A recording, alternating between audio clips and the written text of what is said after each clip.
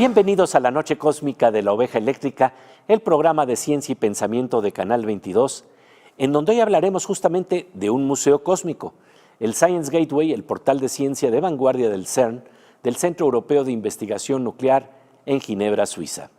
Conversaremos con la astrónoma Emma Sanders, de origen británico, quien es la directora del equipo de exhibiciones en ese museo, debajo del cual, a 100 metros de profundidad, corre un anillo de 27 kilómetros en donde colisionan partículas subatómicas a velocidades cercanas a la luz para investigar los secretos de la materia y el origen del universo. Antes de ello, un poco de contexto. El Science Gateway, con la arquitectura elaborada por el gran creador Renzo Piano, se inauguró apenas hace unos meses. En este marco, fue invitado un equipo mexicano que está desarrollando un centro de ciencias denominado Cuántica que se encontrará en Pesquería, cerca de Monterrey. La Oveja Eléctrica, con las cámaras de Canal 22, estuvo presente en el CERN, en donde hicimos la primera pregunta en la primera conferencia de prensa en este nuevo espacio a Fabiola Gianotti, directora del Centro Europeo de Investigación Nuclear, quien nos compartió su visión en torno a este museo de vanguardia. And to Fabiola, we understand that at CERN you explore the universe through the particle collider. Please comment on the Science Gateway and the Ideas Collider and the accelerator of thinking that could generate. So first of all, I would like to tell that one of the distinguishing features of the Science Gateway compared to other educational centers in the world is that Science Gateway is located at the place where scientists do frontier research every day. The Large Hadron Collider runs underneath our feet, your feet, and the feet of the visitors. And so this creates a unique link between what we do underground every day to understand the smallest constituents of matter and of the universe with the visitors. And actually for us, the Science Gateway is a place where the visitor will meet with scientists every day. Our guides are volunteers from our community because the public loves to talk to the scientists and to the people who work here. So there will be a continuous dialogue between the public, the kids, the more senior people and the scientists. And so there will be really a collision, as you said, of ideas and I think inspiration. We want to inspire everyone who comes here with the values of curiosity, of critical thinking, of science and the beauty and the utility of science. So thanks for the wonderful question. Estamos hablando de un museo, de un centro de ciencias cuya vocación se vincula a los asombrosos experimentos de vanguardia que se realizan en el CERN. Emma Sanders, directora del equipo de exhibiciones del Science Gateway, del portal de la ciencia del CERN, nos habla de la importancia de vincular la fascinante narrativa de la ciencia a la curiosidad de niñas y niños.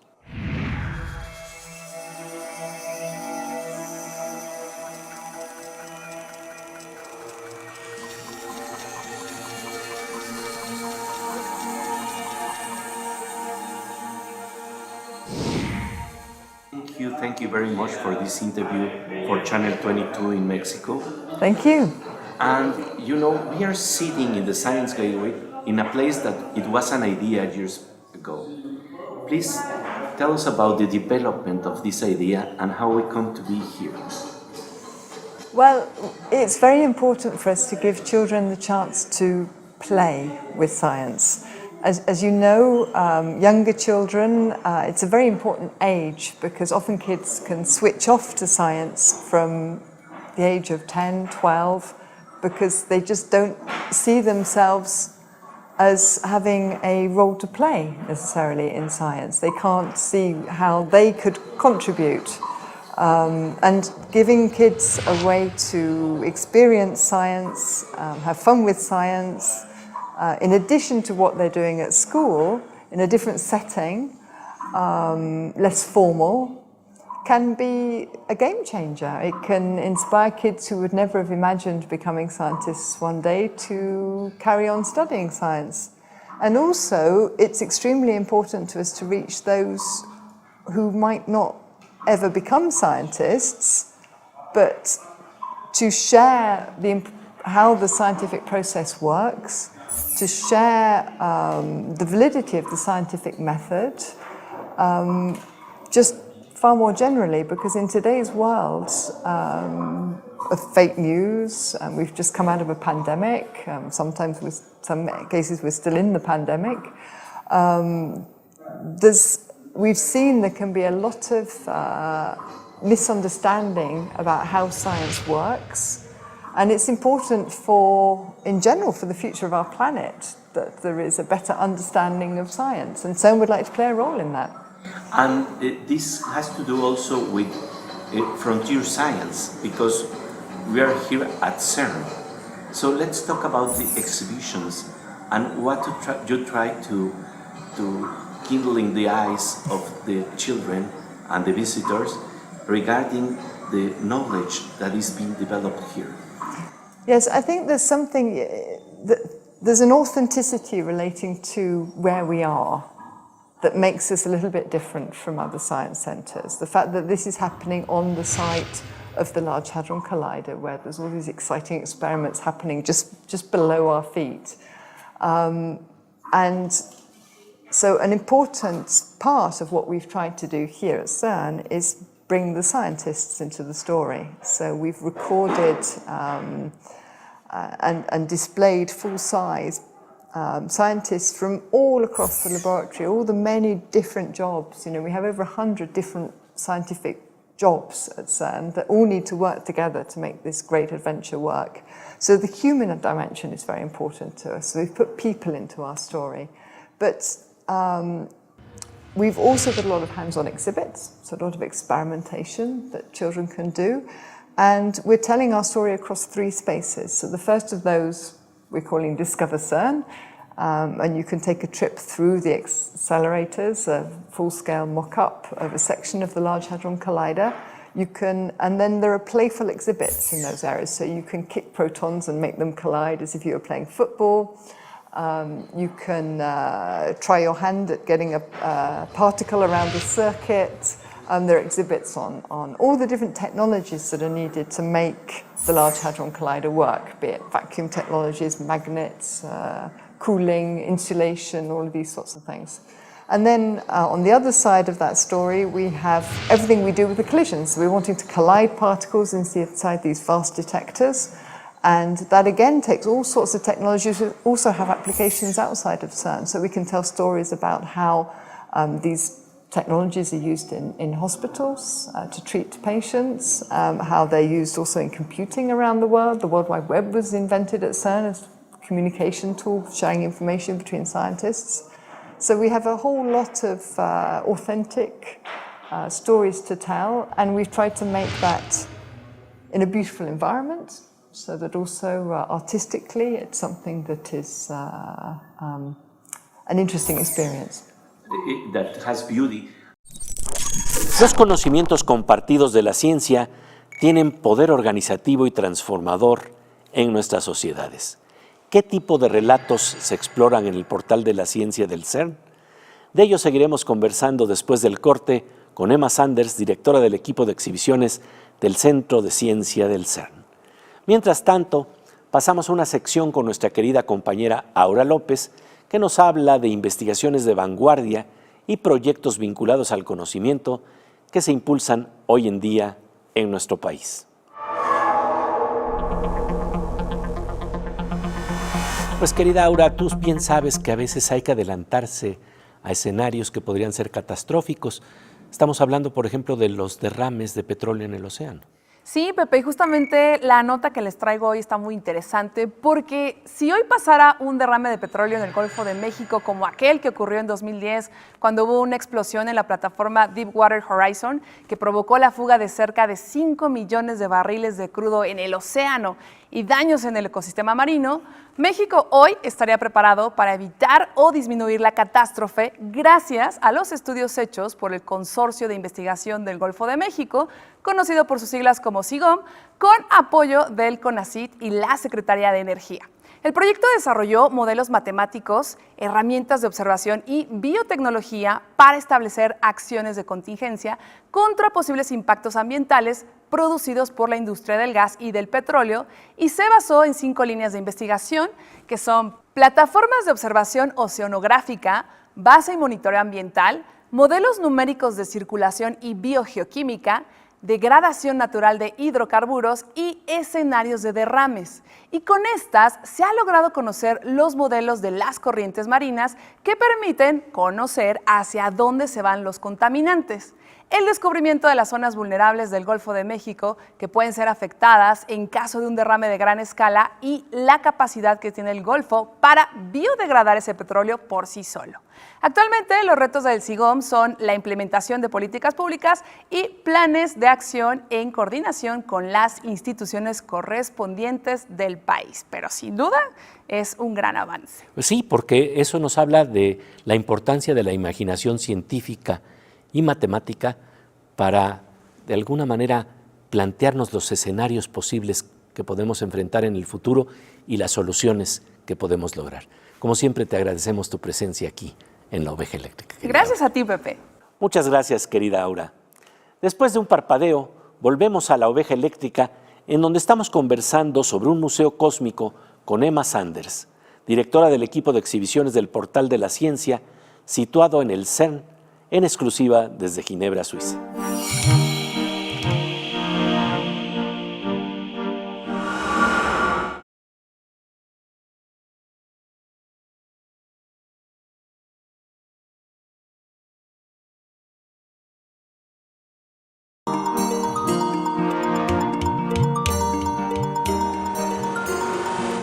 Como de rayo con tintes verdes y dorados que ilumina los portales de conocimiento del cosmos, estamos de regreso en la Oveja Eléctrica para seguir conversando con Emma Sanders sobre el viaje cósmico que se lleva a cabo en el portal de ciencia de vanguardia del CERN, inaugurado hace unos meses. Ahí estuvimos con las cámaras de Canal 22 para documentar las hermosas y diversas experiencias y recorridos de un museo, de un centro de ciencia dedicado a explorar los secretos del universo.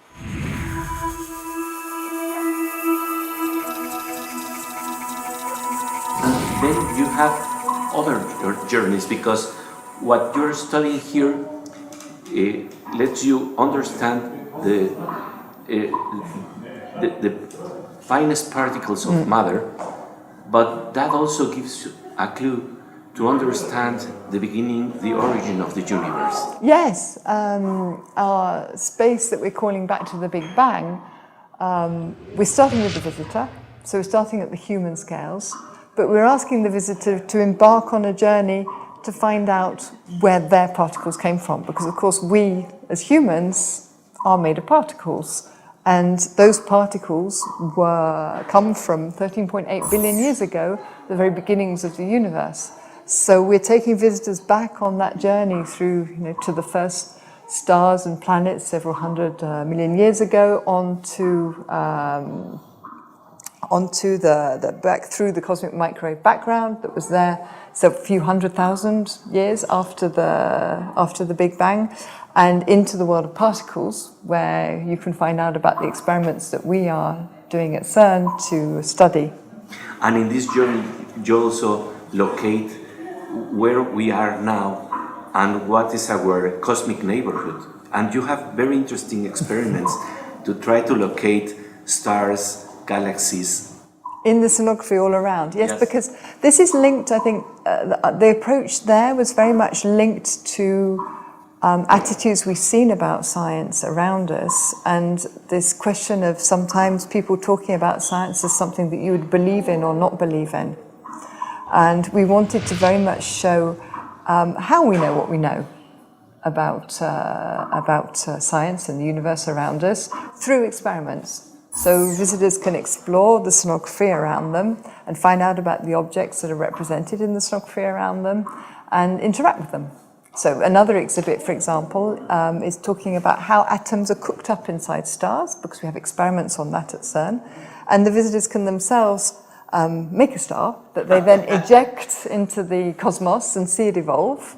And depending on what characteristics that star has, it'll evolve differently, and it might explode at the end of its lifetime, ejecting atoms into space in a supernova.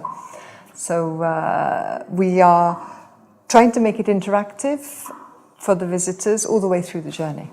And in this journey, we also see how strange and beautiful is the quantum world. We are here at the place where you explore this quantum world. Let's talk what we're listening to now. It has to do with something that you call quantum tennis. Yes, indeed.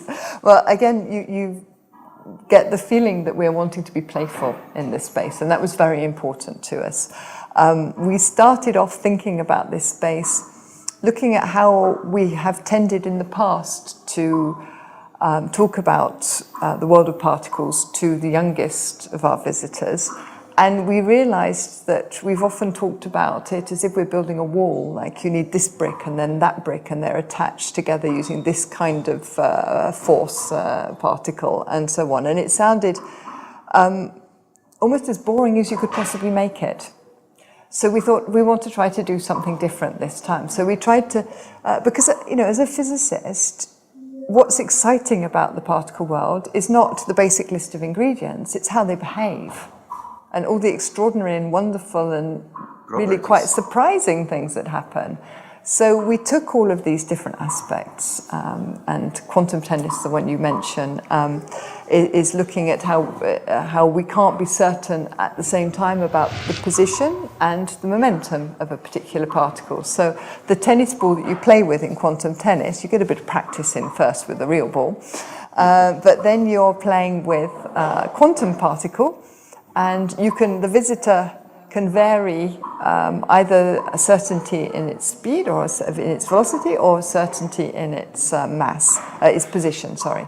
And so how they are playing is going to be varying depending on the uncertainty principle, how you choose your parameters. And you can't have both at the same time. Las extrañas paradojas del mundo cuántico, del mundo de partículas subatómicas que se exploran de manera divertida en algunas de las exhibiciones de un museo increíble, el Portal de la Ciencia en el CERN en Ginebra, Suiza. Continuaremos conversando con Emma Sanders, directora del equipo curatorial de este espacio. Mientras tanto, nuestra querida Miriam Moscona nos interna en el asombroso Museo de la Naturaleza que se abre con los instrumentos de la ciencia y la tecnología.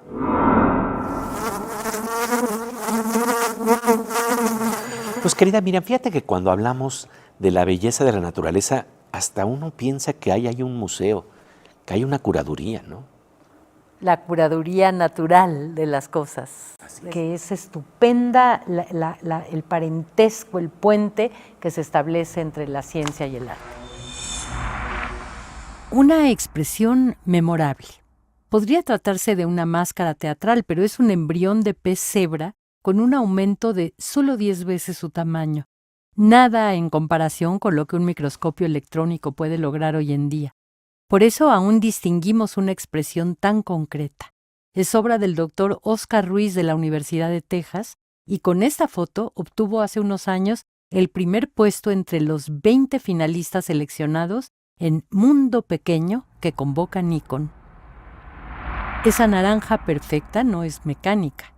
Mukherjee, el autor, tomó imágenes del Sol durante 365 días entre el 25 de diciembre del 2020 y el 31 de diciembre de 2021. Después de todo un año, mezcló las imágenes para crear una sola y admirable toma. Y no nos iremos antes de mostrarle la olímpica y admirable imagen ganadora entre 10,000 competidoras. Es un trabajo del estadounidense Lauren Formery y se trata del sistema nervioso de una estrella de mar juvenil de aproximadamente 1 centímetro de ancho. Trabajo con invertebrados marinos, en particular con equinodermos, estrellas de mar, erizos de mar y similares. Son animales hermosos y estoy feliz de que fotografiarles ayude a comunicar cuánta belleza tenemos en nuestros océanos. Nuestra querida Miriam Moscona en la Oveja Eléctrica. Después de un parpadeo cósmico, seguiremos conversando con Emma Sanders sobre un museo cósmico que está ubicado en el CERN, en el lugar mismo donde se investigan las entrañas de la materia y el origen del universo. No se lo pierda aquí, en exclusiva, en Canal 22.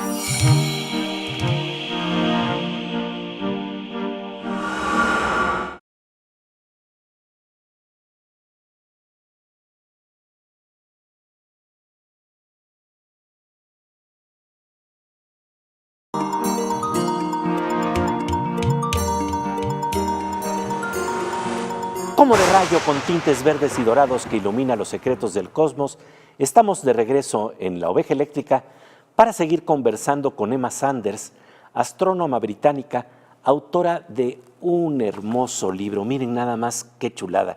Un libro pop-up sobre la ciencia que está detrás del gran colisionador de hadrones. La doctora Sanders es directora del equipo de exhibiciones del Portal de la Ciencia, situado en el CERN, en Ginebra, Suiza. La Oveja Eléctrica estuvo ahí con las cámaras de Canal 22 para conocer y compartir esta propuesta de vanguardia en la comunicación de la ciencia que invita a exposiciones asombrosas sobre los mundos de las partículas subatómicas que se investigan en el CERN. Emma Sanders nos habla de la importancia de que niñas y niños descubran mediante el juego las narrativas y reflexiones profundas que nos trae la exploración de lo desconocido.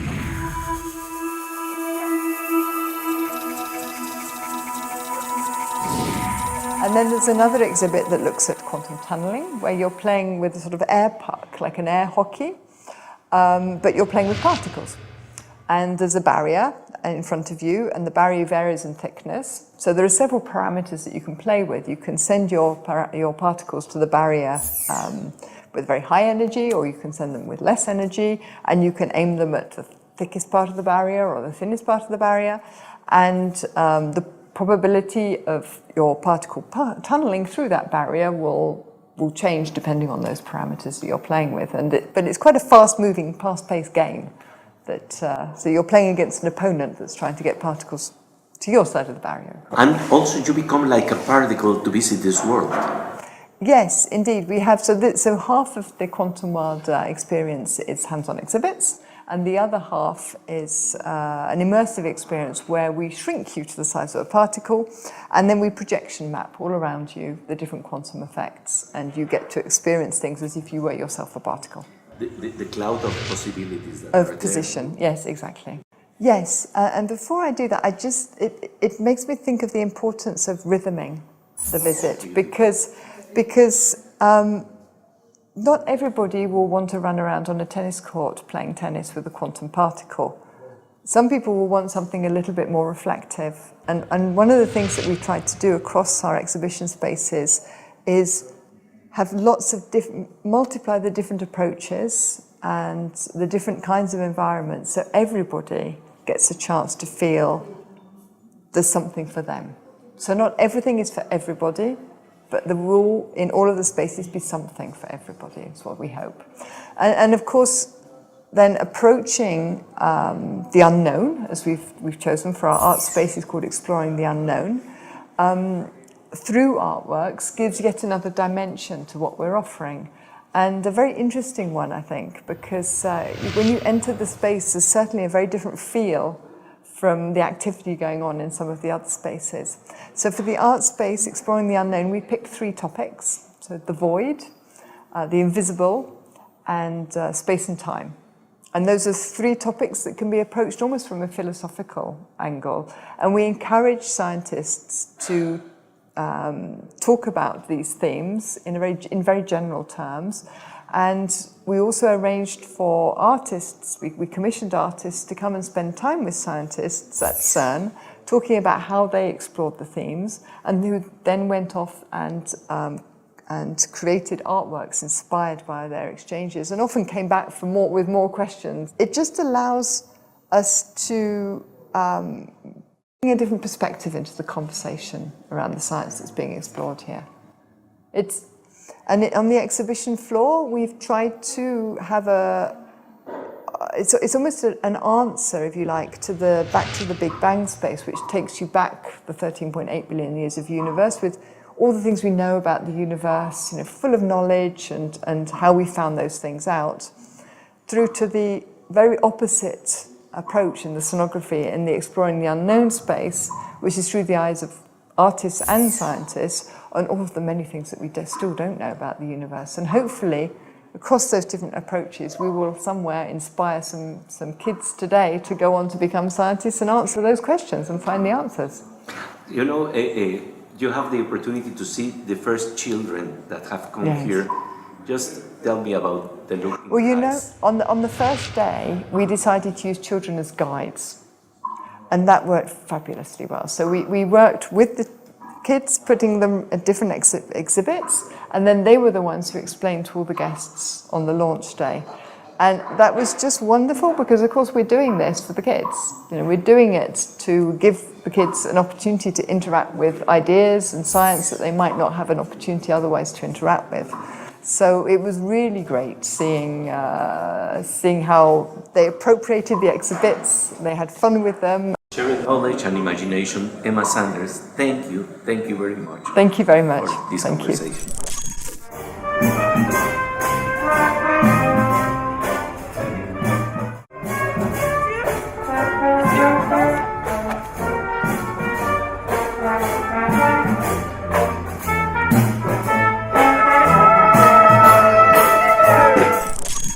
Niñas y niños que se apropian del conocimiento científico. Esa es la propuesta del Museo de Vanguardia del CERN, el portal de la ciencia que hoy mostramos en exclusiva en la Oveja Eléctrica desde Ginebra, Suiza. Un gran honor contar con las generosas palabras de Emma Sanders, directora de Exhibiciones del Science Gateway, buscadora de una cultura abierta a la ciencia, al arte y al asombro. Y pasamos ahora al Museo de Monocordio, un museo que siempre está lleno de música, de humor y la alegría de compartir coros cuánticos con nosotros. Aquí, nuestro querido Fernando Rivera Calderón. Mi querido Fernando Rivera Calderón, un gusto encontrarnos aquí en la Oveja Eléctrica. Igual, mi querido Pepe, me encanta venir aquí a este lugar que no es ni aquí ni allá, pero puede uno venir con la misma ropa un mes y no pasa nada. Y fíjate que, además, lo que es muy interesante es que este espacio en sí mismo puede ser un gran museo. Es decir, cuando estamos hablando de los museos siempre hablamos de algo que está limitado en el espacio, pero hay museos cósmicos si tenemos la mirada para apreciarlos. Hay museos cósmicos, a eso le voy a cantar justo esta noche, mi querido Pepe, a ver si me acompañas. Claro que sí.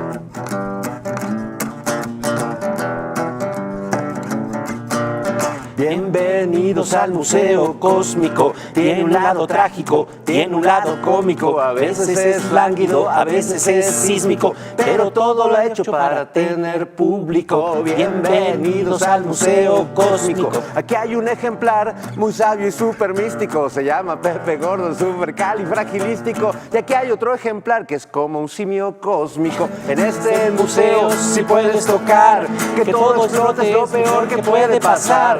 Por más alto que vueles tendrás que volver, pues de este mundo nadie se va a caer, pues de este mundo nadie se va a caer, pues de este mundo nadie se va a caer. En este museo podrás asombrarte y aunque no lo sabes, tú ya eres parte, una pieza que va hacia su propia extinción. La vida perrea como un reggaetón.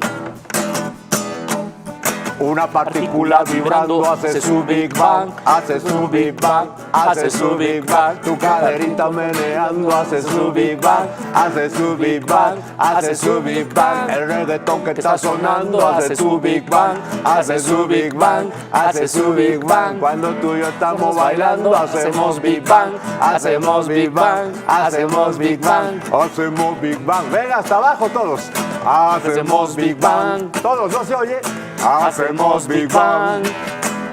Hacemos Big Bang. Big Bang. Big Bang. Ahí está, Pepe. Todo es un reggaetón al final. Es cósmico. un reggaetón cósmico. Exactamente.